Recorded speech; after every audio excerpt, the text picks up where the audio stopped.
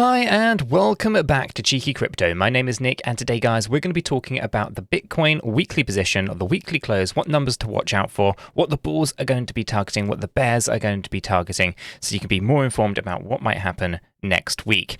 As I get into this video, if you find it useful and informative, smash that like button. I really do appreciate that. If you are new to the channel, then why not go ahead and subscribe, tap the bell, select all the notifications, and in doing so you will be able to be kept up to date with everything that we do here at Cheeky Crypto. And if you haven't yet joined us in Discord, guys, check it out, linked in the description down below. It's a fantastic community talking crypto 24/7. It's completely free and I don't think you'll be disappointed by what you find down there, so why not go ahead and check it out. Let's jump right down into this video and take a look at what's been going on here with these larger macro views for Bitcoin.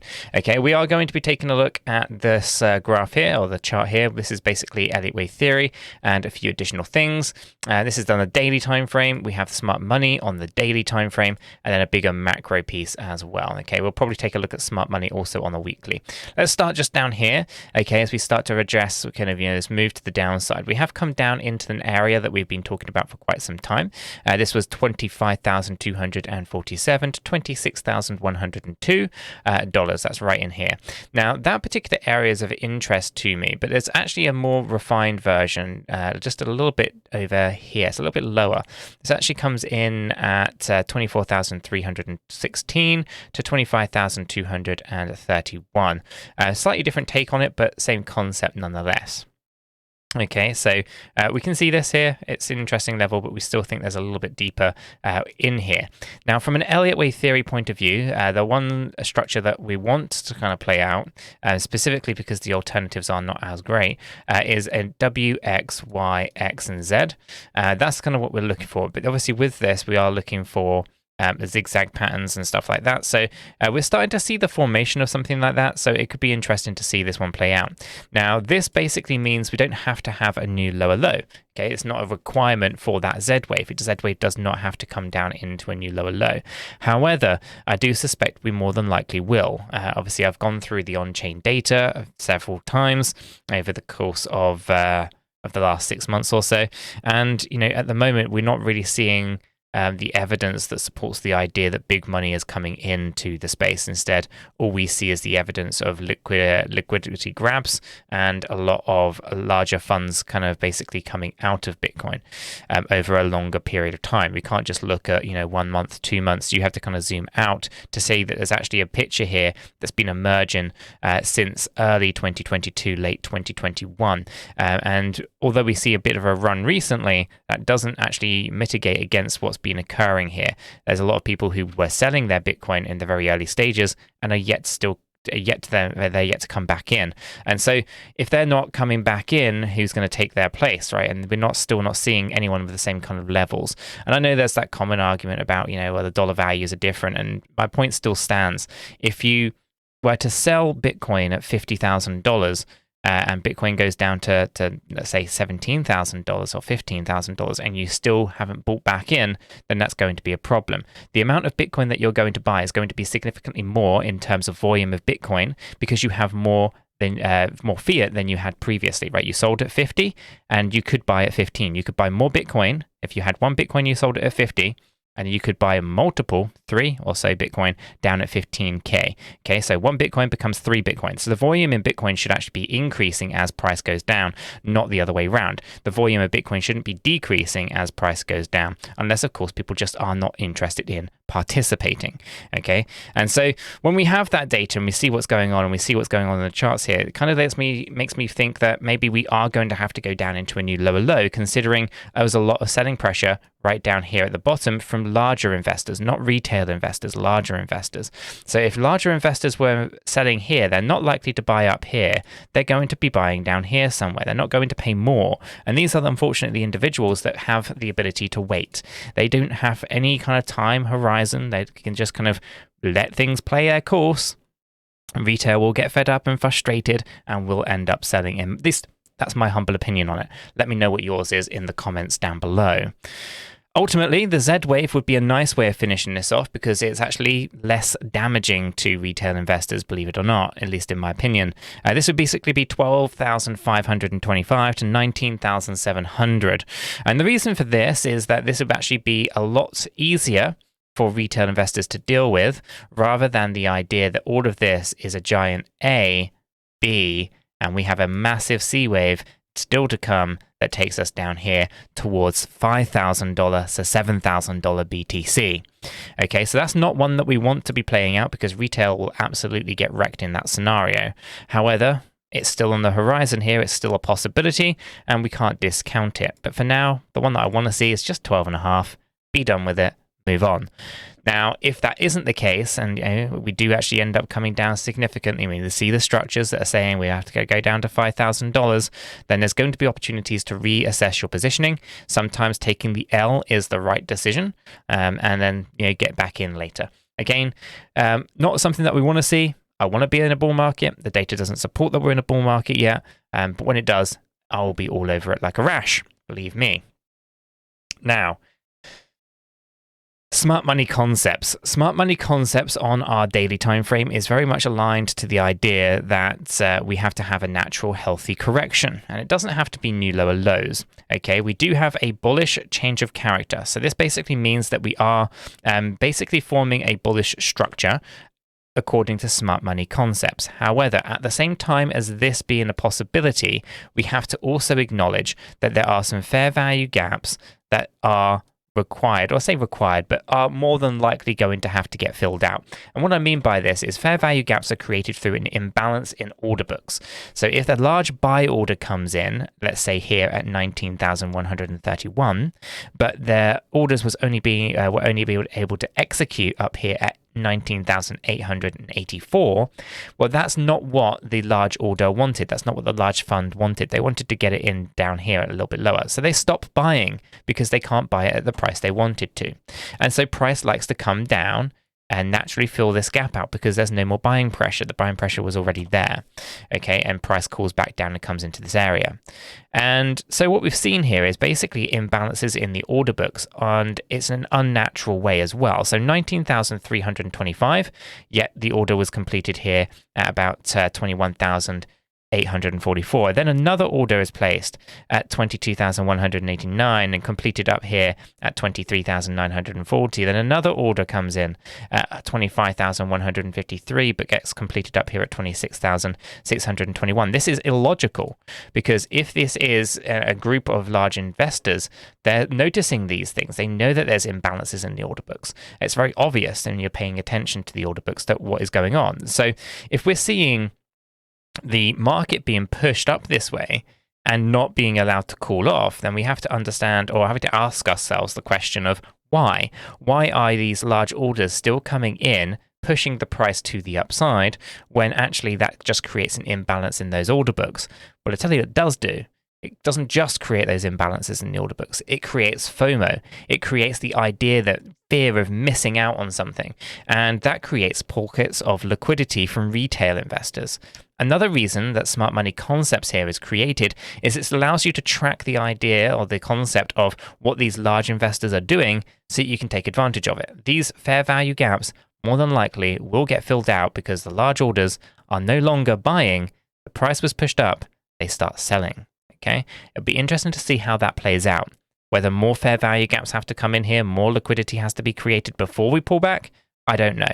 One thing that I am kind of been looking at here is that the idea that we have to come down to at least this $19,000 level, in my opinion.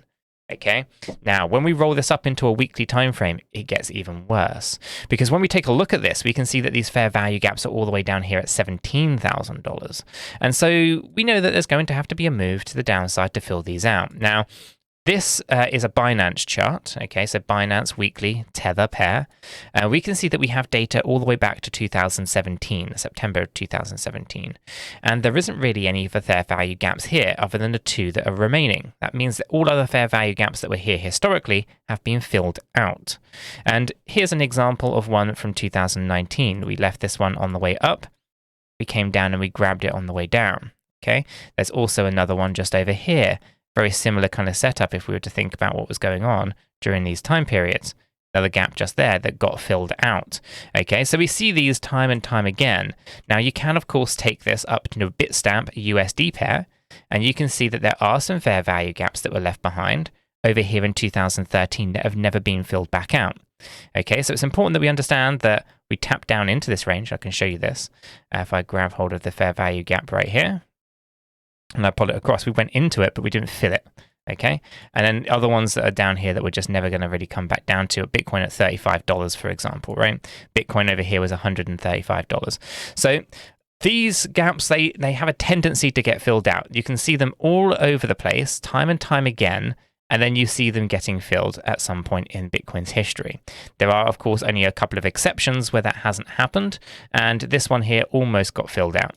This one didn't. Okay, and that's for obvious reasons. A $35 Bitcoin way back in February of 2023. A little bit difficult to kind of see how that was playing out with such a very small amount of money required to move the needle. Now, where we are, and we have these two fair value gaps, you answer yourself, I've just asked the question, do you think they're going to get filled out? Do you think that they're going to just be left behind and they're just going to be in Bitcoin's history for years, and maybe they'll come back at some point in the future? Let me know what your thoughts are on these two fair value gaps in the comments down below. Personally, I think we have to fill these out before we have a next bullish market. So moving over to the Gaussian Channel. The Gaussian Channel, historically speaking, and considering we're on this USD pair, USD pair, so it's actually a good place to look at this, okay, because this actually shows us with what the Gaussian Channel has historically been able to do for us, which is predict out the next bullish market. Okay, once we closed above this area here, above the red area, once we closed above it, we never came back in. Okay, we can close inside it. We can argue that when we closed above the midline, we never went back down below it, okay, at least from 2015. Over here in 2017 into 2018, then in 19, we can see that we closed in and above. We never came back down until we got the pandemic, okay?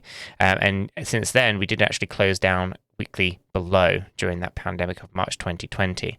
So again, it doesn't really give us that idea. We've only got a couple of data points to look back at and say, okay, well, historically speaking, the Gaussian Channel, once we kind of closed above, we were looking pretty good, with the exception of 2020. There were some circumstances around that.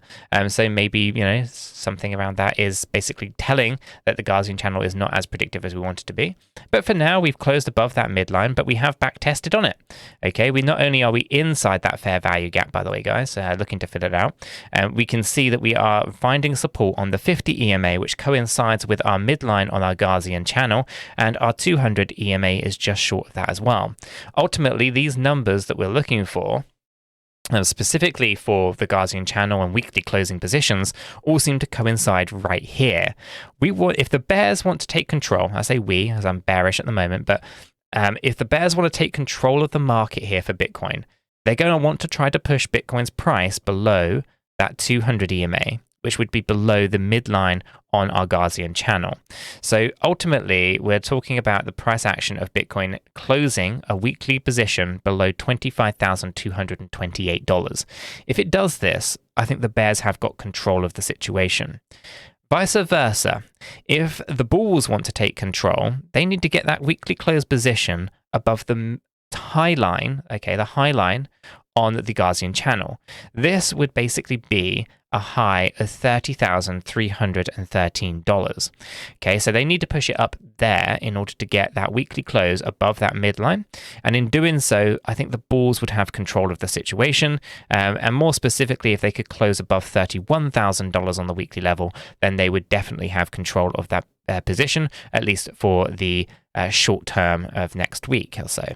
Okay, so there's a few things to be considering here. There's a few things to kind of think about when it comes to the Gaussian Channel. Historically, this would be a pretty good place to be. It gives us the idea that maybe there's a bullish market here. However, I'm not too convinced, considering on-chain data isn't supportive of that idea.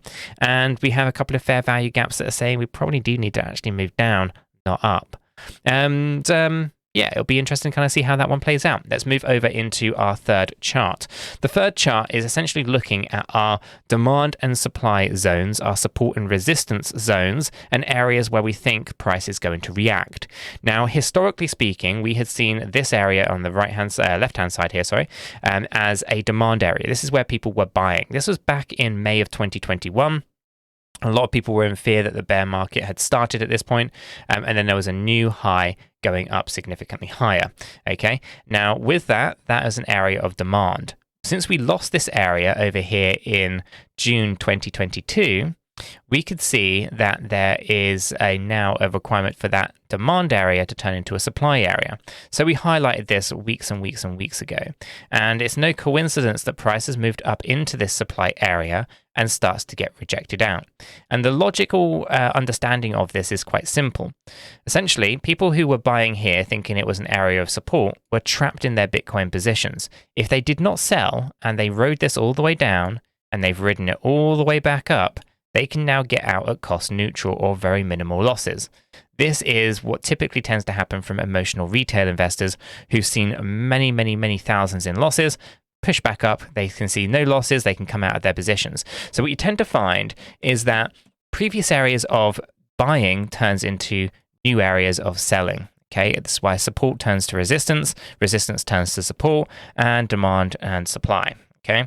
And vice versa. So essentially what you see here is the natural kind of progression of rejection from this area. It's not to say that we can't push through it, because you can. The bulls can take control of that situation and push it through if it needed to. Okay, and we're finding support on that 50 EMA at the moment. So it's still possible and positive that Bitcoin can push through this supply range. With that being said, the area of expectations is still a little bit lower. We haven't completed those micro structures that I spoke about this morning, and therefore I do think we have to move down a little bit further before we actually go back up. My expectations are that we will be testing this supply range again. I don't think we're done here. That's between 28,881 and 31,848. I suspect that we do have to move up there one more time at least before potentially going down and fill those fair value gaps that were left behind. Okay, and the reason for this is it becomes a bit of a nested structure. Let me turn off the Gaussian channel. Let me bring this down. Actually, let me bring it into. I'll use this one. It's fine. So on here, we can see that there's the potential for a structural move to the downside that is impulsive in its nature. Okay, so if we do this, we have to hit this low of $23,937. Okay, and that would basically allow us to look at this as a wave 1, a wave 2, a wave 3, a wave 4, and a wave 5. Once you kind of do this kind of thing, the expectation is to come up pretty high once again.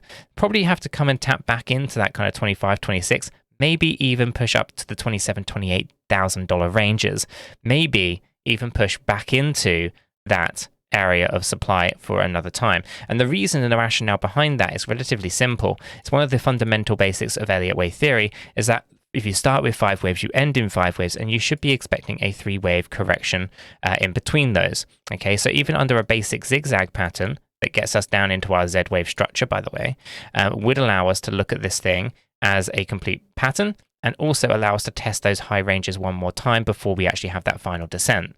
Alternatively, we can do something really, really, really sinister, and then we head down towards that $5,000 to $7,000 range. In order to do that, this is a wave 1. We come up here and for a wave 2, testing those higher ranges again.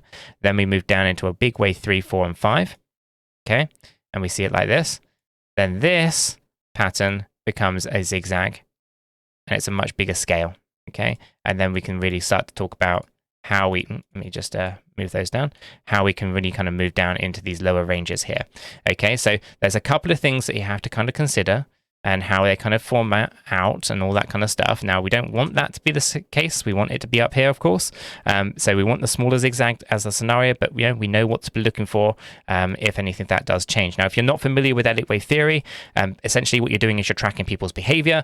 It's quite complex, but it's very thorough, and if you apply it correctly, it's very accurate. It's only if you apply it inaccurately, and everyone is subject to this because I get it wrong, many people get it wrong, it's rather complex, and you've got to know what you're looking for and all that kind of stuff. But if you get it right, it is so accurate. If you get it wrong, you're wrong massively, right?